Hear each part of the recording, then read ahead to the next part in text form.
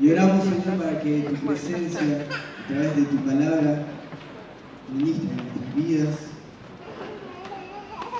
Señor, puedo sentir que hay corazones necesitados de una respuesta, que hay personas que vinieron buscando una dirección, una guía, Señor. Por eso oro, Señor, para que ahora primeramente los abraces con tu presencia. Dejate abrazar por la presencia del Padre, esa presencia que pudimos percibir en el medio de la alabanza, de la adoración.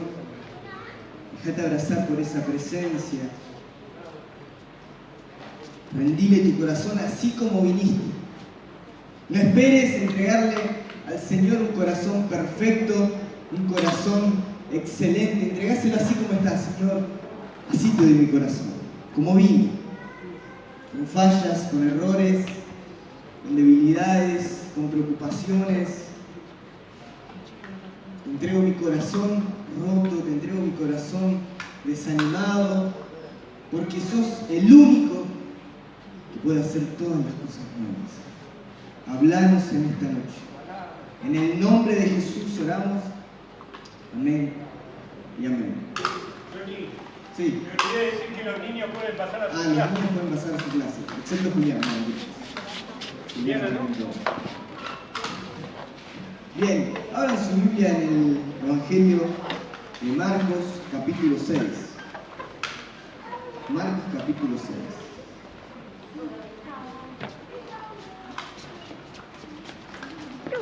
Evangelio de Marcos, capítulo 6. Esta palabra la prediqué cuando estuvimos en julio del año pasado. Y quería un sentido especial para compartirlo en esta noche para ustedes. Así que tenemos ahora frente a nosotros todo un capítulo entero que es el Evangelio de Marcos. Y es un capítulo bastante desconcertante, miren. No tiene enseñanzas explícitas de Jesús. Lo que está pasando en todo el capítulo 6 es que son relatos que giran en torno al ministerio de Jesús. Pero para entender el momento histórico, o sea, si ponemos todo el capítulo 6 y entendemos dónde nos tenemos que ubicar. Si uno lee con detalles, podemos notar, por ejemplo, que para ese momento ya los líderes religiosos de la época ya querían descartarlos de la escena a Jesús. Ya se lo querían sacar de encima porque él estaba enseñando cosas que iban en contra de la interpretación que tenían ellos de la ley.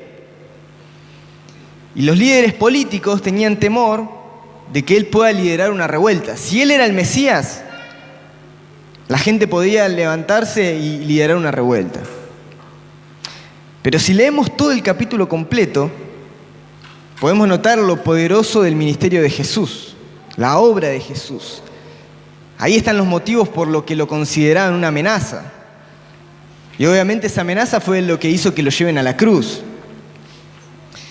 Ya la gente en ese momento se hacía preguntas, la gente dudaba al punto de que Jesús no pudo hacer milagros, dice, a causa de la incredulidad en la sinagoga de Nazaret. Por ejemplo, comienza contando eso, de que Jesús llega a Nazaret y que no pudo hacer milagros a causa de la incredulidad. En el versículo 6 al 13, relata en el mismo capítulo cuando los envía a los discípulos a predicar. Y dice que los discípulos van y oran por los enfermos y echan fuera demonios. En el versículo 14 hasta el 29 se relata el acontecimiento de la muerte de Juan el Bautista, el asesinato de Juan el Bautista. En el versículo 30 hasta el 44 es la alimentación a toda esa gente, la multiplicación de los panes y los peces. Todo esto es el capítulo 6. Del versículo 45 al 51 es cuando Jesús camina sobre el agua, ¿se acuerdan de eso? Y en el versículo 53 y hasta terminar el capítulo 6 es cuando Jesús llega a Genezaret, donde está el endemoniado, gadareno, y que Jesús lo libera y todo el mundo se entera, todos los que ya saben. Ahí está.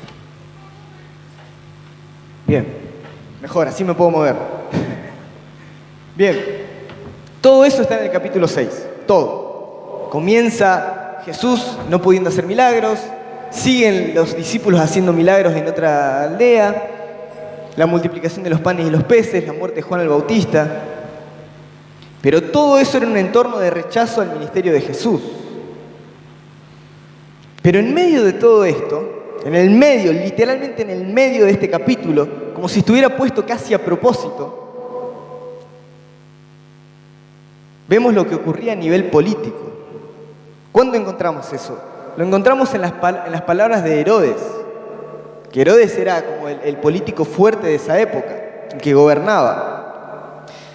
Y este texto nos muestra primero el miedo del rey Herodes al creer que Jesús era Juan el Bautista resucitado. Miren, vamos a leerlo en capítulo 6, versículo 14.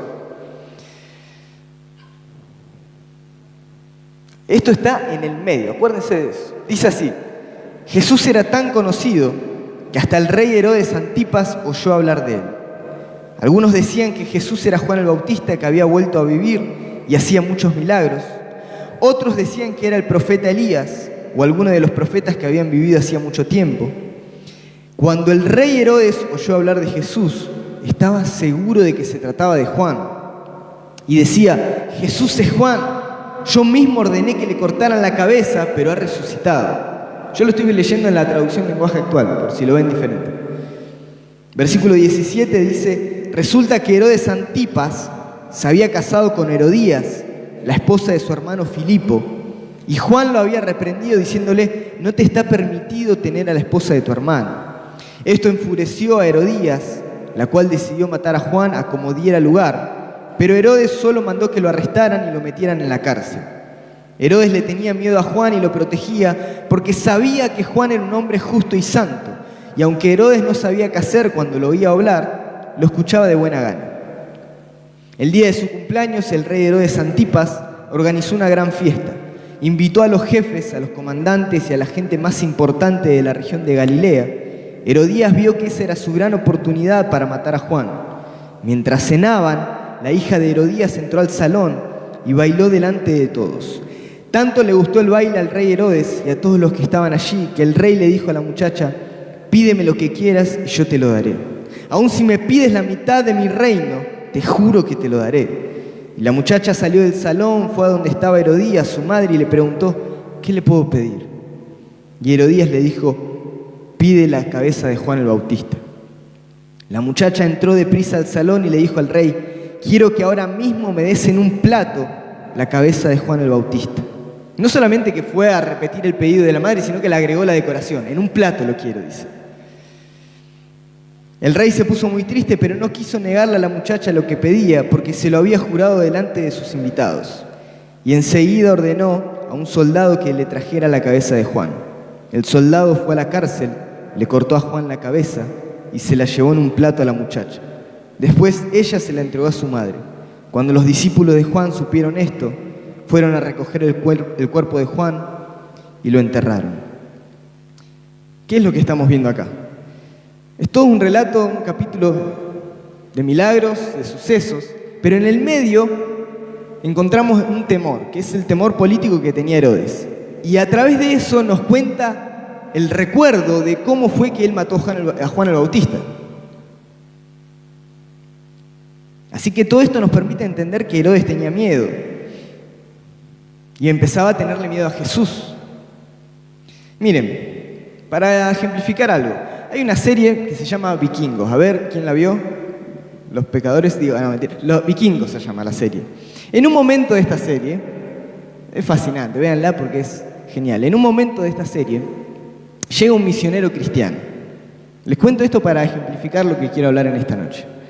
Llega un misionero cristiano a la aldea nórdica donde estaban todos los vikingos. Entonces la reina lo manda a matar, le dice que niegue al Dios que él creía y este misionero cristiano no quería negar, así que le dice: ok, vamos a hacer un desafío, vamos a hacer una pelea de dioses. Entonces le ponen un fierro caliente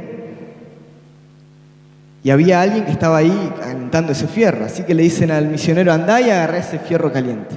Así que el misionero, la escena es esta: el misionero va, agarra el fierro caliente con sus manos y lo mira al que lo está torturando y le suelta el fierro mostrándole que no le había quemado nada de sus manos. Y en ese momento yo quedé como, ¡wow! Pero la escena automáticamente vuelve a la realidad y muestra que el misionero va y agarra el fierro y se empieza a quemar y comienza a gritar y todos se le empiezan a burlar. Cuando yo veo esa escena me hizo pensar que aunque lo vi en una serie, a veces tenemos esa idea del cristianismo. A veces esa idea forma parte de nuestra forma de pensar de cómo es el Evangelio. Porque esta historia que acabamos de leer, que está en el medio de todo un capítulo de milagros y cosas sobrenaturales, este momento en el que en realidad es una tragedia, es un asesinato. Sería más linda la historia si leemos que cuando le iban a cortar la cabeza a Juan el Bautista, algo sucede, aparece un ángel que le agarra la espada o con lo que le hayan cortado, y pasar algo parecido a lo que le pasaron a los amigos de Daniel, a Sadrach, Mesach y Abednego, que dice que ni uno de sus pelos se quemaron cuando lo metieron al horno de fuego. Pero no fue así. Lo que leemos en este capítulo es una tragedia. Pero el tema es que atrae ese evangelio porque todos en nuestra vida preferimos un final heroico en lo que nos pasa. A todos nos gustaría que la vida, que el mundo sea más simple. A todos nos encantaría que todas las situaciones duras culminen con una solución fácil, rápida, práctica. Pero no es así. Y el Evangelio no tiene nada que ver con eso. El Evangelio no tiene nada que ver con esa idea de la vida.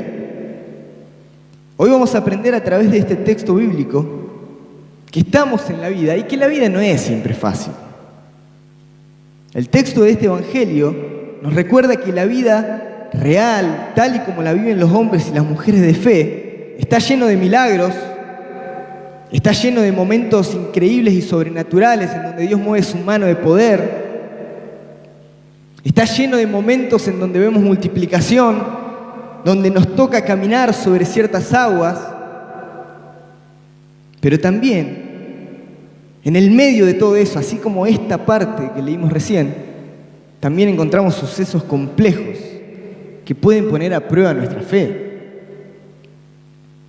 Pero en medio de todo eso, la gracia del Evangelio se acerca a nosotros para darnos esperanza y decirnos, seguís siendo discípulo. Venga lo que venga y pase lo que pase, seguís siendo discípulo.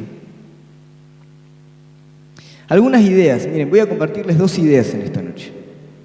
La primera idea, hay un mismo contexto, 2 grupos de discípulos, los discípulos de Juan, los discípulos de Jesús. Un mismo contexto, un mismo Dios al que ellos creían, pero sin embargo vemos unos discípulos de duelo enterrando a su maestro y otros experimentando milagros.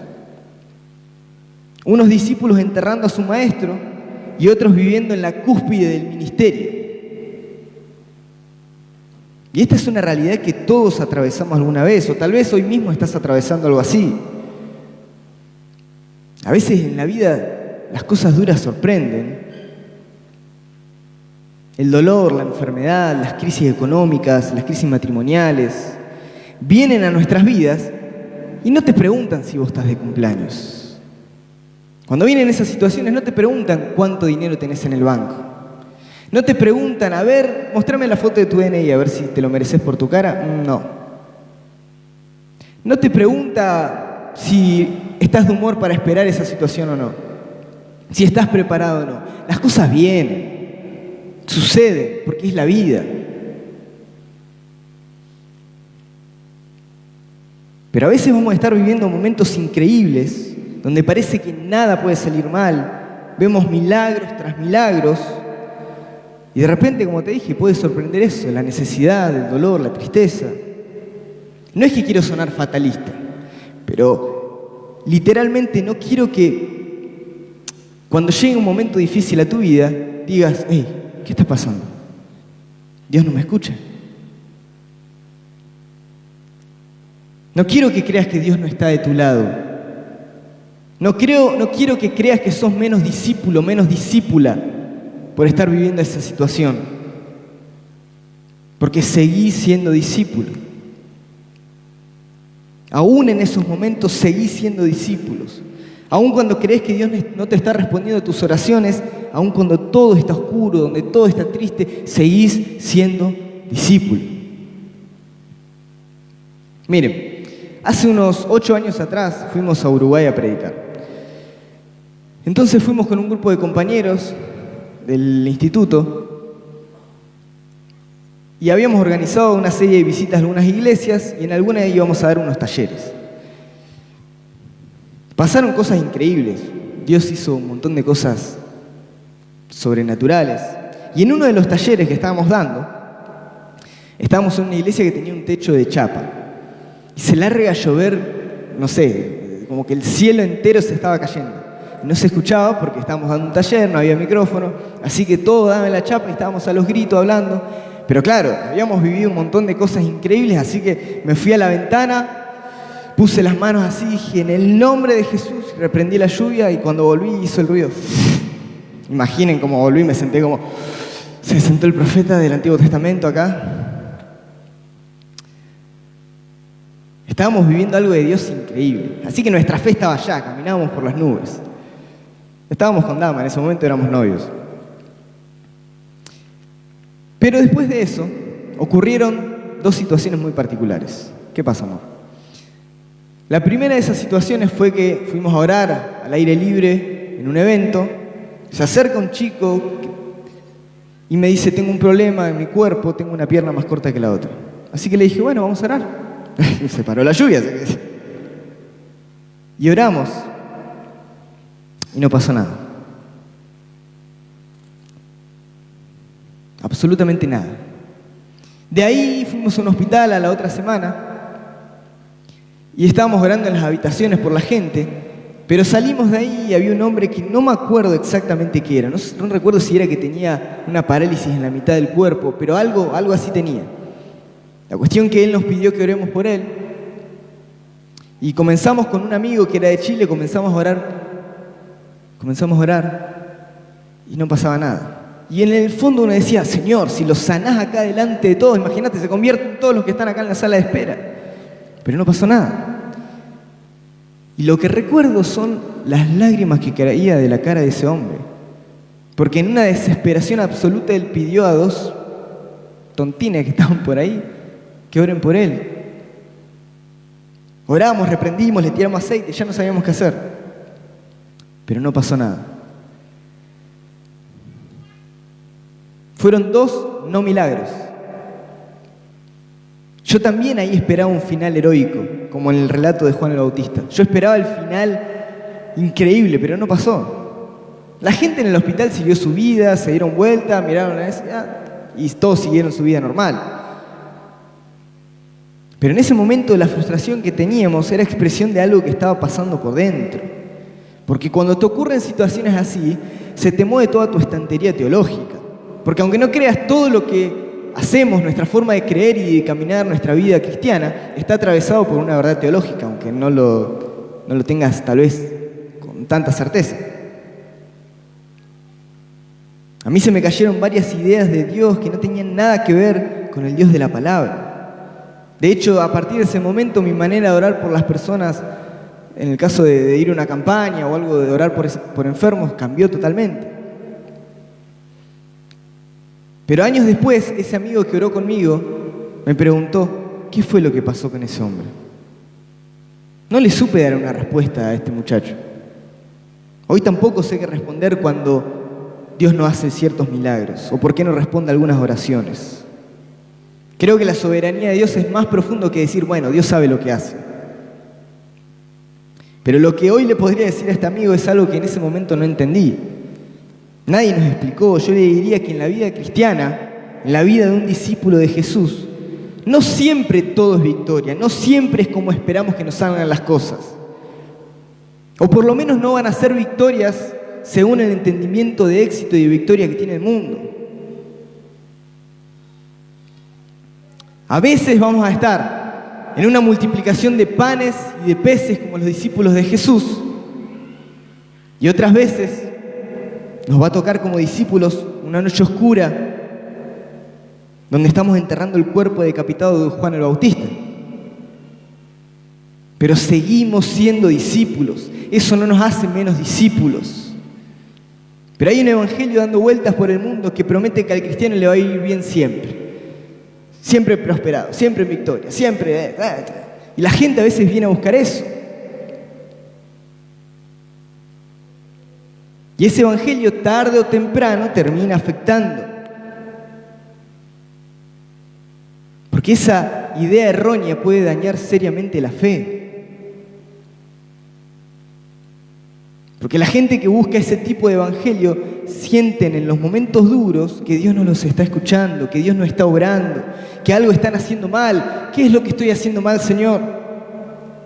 ¿Por qué a mí no me bendecís? Son esa gente que pareciera que uno llega al culto y están todos de victoria y uno está como, che, a mí no me llegó la invitación. Y uno se empieza a preguntar, ¿estoy mal con Dios? ¿Será que no estoy orando lo suficiente? ¿Qué tiene de malo mi vida? ¿Acaso Dios me está castigando por algo? Todo eso son preguntas erróneas, válidas pero erróneas. No hay nada de malo, es la vida. Porque ser cristiano no nos envuelve de una capa de superhéroe, no nos hace indestructibles. Pero lo interesante es que este mismo suceso de la muerte de Juan el Bautista, pero en el Evangelio de Mateo, en el versículo 12 del capítulo 14, dice lo siguiente: entonces llegaron los discípulos de Juan, tomaron el cuerpo, lo enterraron y fueron y dieron las nuevas a Jesús. Fueron a contárselo a Jesús. ¿Por qué fueron a Jesús? Porque tal vez los discípulos de Juan buscaban en Jesús el consuelo que solamente Él puede dar en circunstancias como esa. Y esta es una enseñanza para todos nosotros. La primera enseñanza es que así como los discípulos de Juan siguen siendo discípulos aún en su momento más oscuro, también tenemos que aprender, como ellos, que todos nosotros tenemos que acudir a Cristo con nuestras tristezas para encontrar fuerzas nuevas. Es el único lugar. La segunda idea para que pensemos juntos con el texto en mano es que vemos el mismo contexto, el mismo tiempo, los mismos discípulos, pero en el texto encontramos sufrimiento, corrupción, enfermedad, hambre, caos, consecuencias de un mundo caído, políticos corruptos, que acá no pasa, no tiene nada que ver con eso. No es como Argentina, ¿vieron? Eso pasa allá en Honduras. Pero sin embargo, en medio de ese contexto, vemos la gracia redentora acercándose a las vidas. Cuando uno lee este capítulo, encontramos un montón de situaciones de la vida que son parte del mundo caído. Como les dije recién, corrupción política, multitudes con hambre, el asesinato de alguien que el rey consideraba bueno y justo, pero sin embargo le cortó la cabeza igual. Vemos familias destruyéndose, desigualdad. Y ese mismo mundo de aquel entonces, salimos afuera y lo encontramos también hoy en día. Pero así como en aquel entonces, todavía la gracia redentora está para abrazar nuestras vidas. Siempre en el medio de la corrupción, siempre en el medio de la miseria humana, siempre se va a hacer visible la gracia de Dios a través de Jesucristo. Porque leemos este texto, vemos que mientras Juan, un profeta inocente, moría de manera injusta, Jesús seguía derramando gracia en el medio de toda la gente. Y ese mismo Jesús sigue derramando gracia para todo aquel que lo necesite. Porque el Evangelio de Jesús, vemos en este capítulo, que trasciende la muerte, que trasciende la tragedia, que trasciende los poderes de este mundo. El Evangelio de Jesús nos da esperanza, nos da un futuro glorioso con Él. Ese es el poder del Evangelio. Va más allá de lo que a veces entendemos y va más allá de lo que a veces queremos nosotros mismos.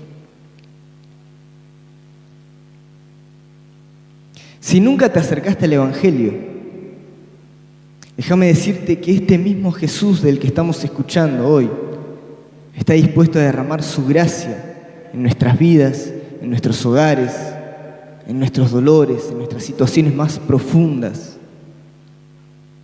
Pero este Jesús no te va a prometer que te va a salir todo bien. Vení, acércate. A partir de ahora, todo para arriba. No. El Evangelio no tiene nada que ver con eso. El Evangelio de Jesús promete que aunque en el mundo tengamos aflicciones, confiemos porque Él ya venció al mundo. El Evangelio de Jesús nos promete darnos su paz, pero no es como la paz que da este mundo. Es una paz que trasciende aún para vida eterna. Y para todos aquellos que tal vez están en esta noche viviendo alguna situación difícil, alguna situación en su corazón, quiero decirte que seguís siendo discípulo, discípula. No bajéis los brazos, porque eso es parte de la vida. Necesitamos aprender a descansar en los brazos del Señor. Pero se nos hace difícil aprender a descansar en los brazos del Señor, porque la religión nos enseñó que el que se acerca a Dios tiene que ir con un corazón y una vida perfecta. Y en paralelo a esa idea encontramos en Lucas capítulo 15, en la parábola del hijo pródigo, cómo es que se acerca el hijo pródigo, que hace lo mismo que hacemos todos nosotros, o lo hicimos alguna vez. El hijo pródigo dice que volvió en sí y dijo: voy a volver a la casa de mi padre y le voy a decir: Padre, he pecado contra el cielo y contra ti, ya no soy digno de que me llames tu hijo, te ruego que me contrates como uno de tus empleados. Y iba armándose todo el discurso, lo mismo que hacemos nosotros cada vez que nos vamos a acercar a Dios. Pero ¿cómo me voy a acercar así? Mirá lo que hice, mirá cómo soy, mirá lo que me pasa. Yo no oro lo suficiente, no leo la Biblia lo suficiente, no me congrego lo suficiente, no soy como los demás, me siento pecador, me siento sucio, mirá lo que pasa por mi mente, mirá lo que pasa por mi corazón. Lo mismo que el hijo pródigo. Pero nos cuesta descansar en la gracia por eso mismo. Pero el relato del hijo pródigo dice que mientras el hijo iba llegando, el padre corrió, lo abrazó, lo besó y lo celebró. Y dijo: rápido, traigan una túnica, un calzado y un anillo, porque mi hijo estaba muerto y ha vuelto a vivir. Y comenzó la fiesta. ¿Cómo sería eso? De que decimos: ok, yo entiendo, ok, sigo siendo discípulo aún en esta situación difícil. Pero me quiero acercar y descansar en la gracia y comienzo a hacerme ese discurso. No puedo, no me lo merezco, no, ni siquiera puedo levantar la mirada al cielo. Pero sin embargo el texto nos enseña que el Padre, es como que estemos llegando diciendo: bueno, y el Padre viene y nos abraza. Y nosotros: pero Padre, pecado contra el cielo. Descansá en la gracia. Seguí siendo discípulo, seguí siendo discípula. Pero Padre, pecado contra el cielo. Mi vida no es perfecta. Mi matrimonio no es perfecto, mi economía no es perfecta, mi salud no es perfecta, estoy roto, estoy mal, estoy destruido. Y el Padre corre, nos abraza, nos besa y nos celebra. Y ustedes dicen: así como estamos, así como estamos.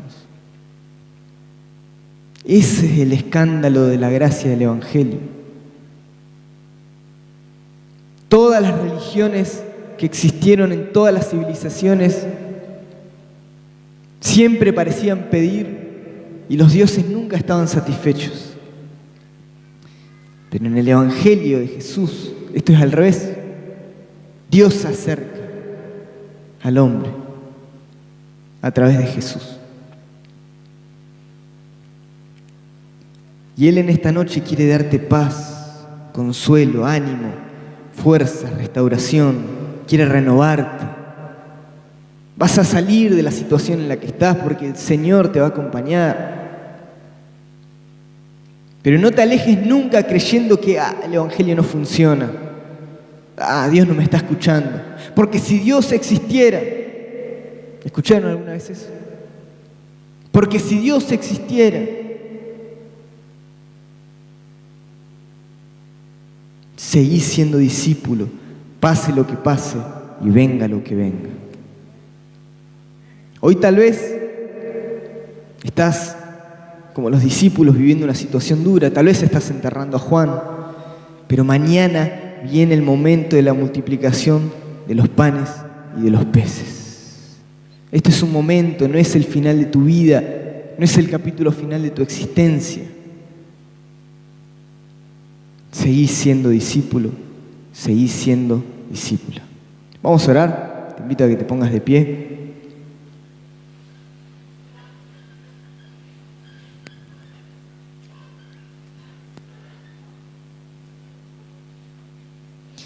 Y ahí donde estás te invito a que cierres tus ojos.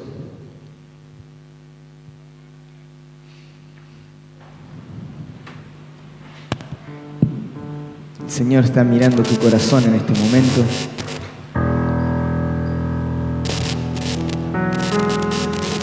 Si quieres levantar tus manos al único que puede hacer una obra maravillosa en tu corazón, en tu vida.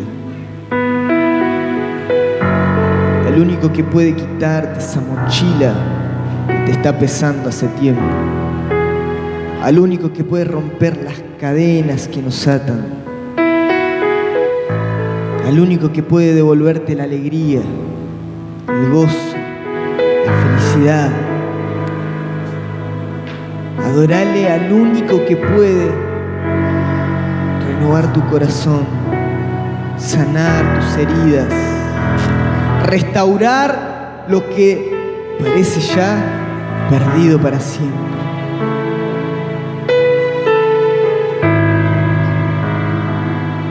El único que puede devolverte la paz por las noches.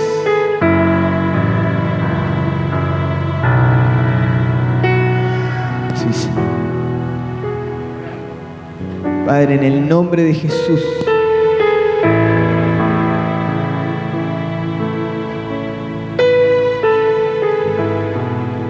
ahora de tu Espíritu Santo comienza a moverse.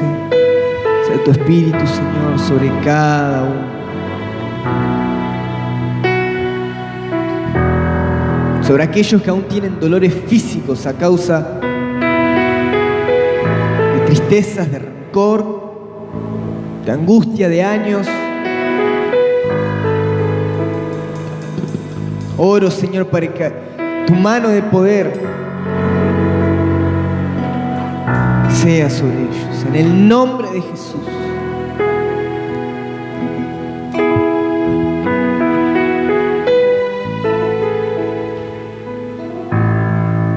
Orale. Abrí tu boca y comenzá a expresarle. Abrí tu boca y comenzá a abrirle tu corazón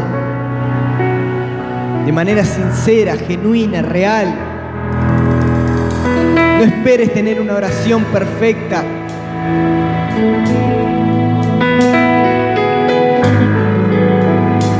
Decile, Señor, así como estoy, así como está mi corazón. Tal vez tenés tu corazón hecho pedacitos y hoy Dios te dice, los vuelvo a unir esos pedacitos y sano tu vida. Él es el único capaz de hacer esa obra. Él es el único capaz de hacer nueva todas las cosas. Todo nuevo, todo nuevo, todo nuevo, todo nuevo, todo nuevo. Él es el único capaz de en un minuto, a través de su poder, cambiar la historia de nuestra vida.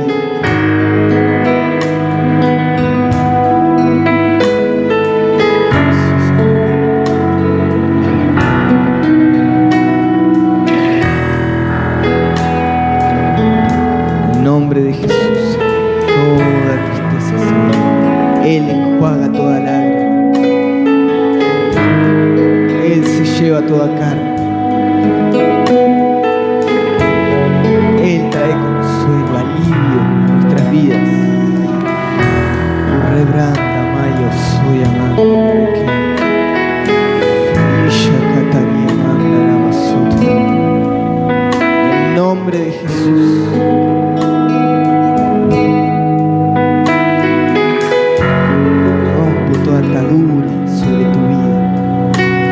aquello que te impide caminar y avanzar hace tiempo, se rompe en el nombre de Jesús.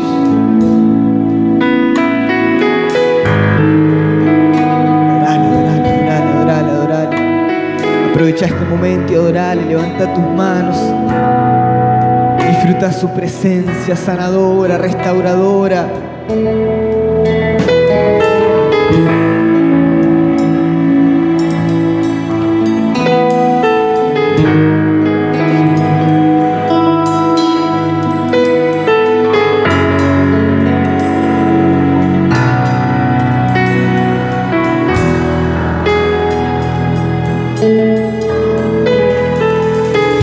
Y oro, Señor, conforme a tu palabra, para que selle, Señor, esta verdad de que aunque venga lo que venga, pase lo que pase, sigo siendo tu discípulo, sigo siendo tu discípula. Porque tal vez hoy estoy viviendo este momento difícil, pero tal vez mañana estés caminando sobre las aguas.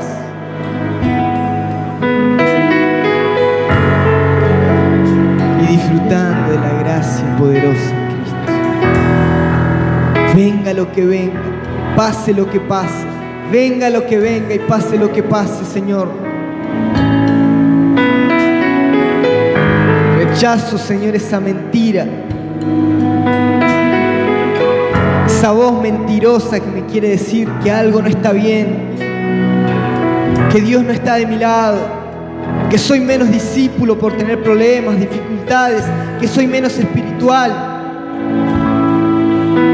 Porque Él te escuchó. Cada oración que hiciste, Él la escuchó. Cada lágrima que derramaste, Él la vio.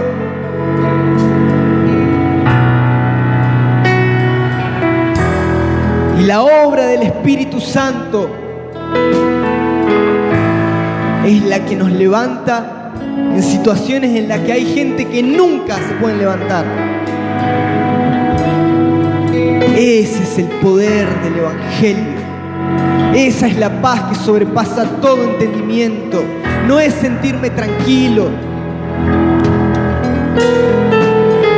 es saber que en el medio del valle de la sombra y de la muerte Él camina al lado mío y no me deja y no me desampara. Que aunque pase por las aguas no me voy a ahogar, que aunque pase por el fuego no me voy a quemar, porque Él está a mi lado.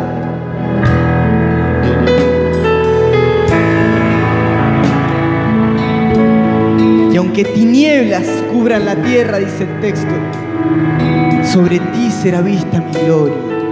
Aunque tinieblas te rodeen, aunque sientas que no avanzás, aunque sientas que no ves nada hacia adelante, que todos los días son grises, sobre tu vida está la gloria de Dios. Sobre tu vida está la gloria de Dios.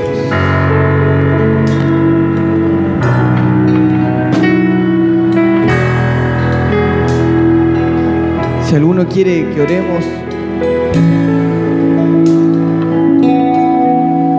si alguno necesita que oremos por algo en especial, pueden pasar aquí adelante. Vamos a tomar unos minutos para orar específicamente por aquellos que tal vez necesiten un abrazo, consuelo del cielo.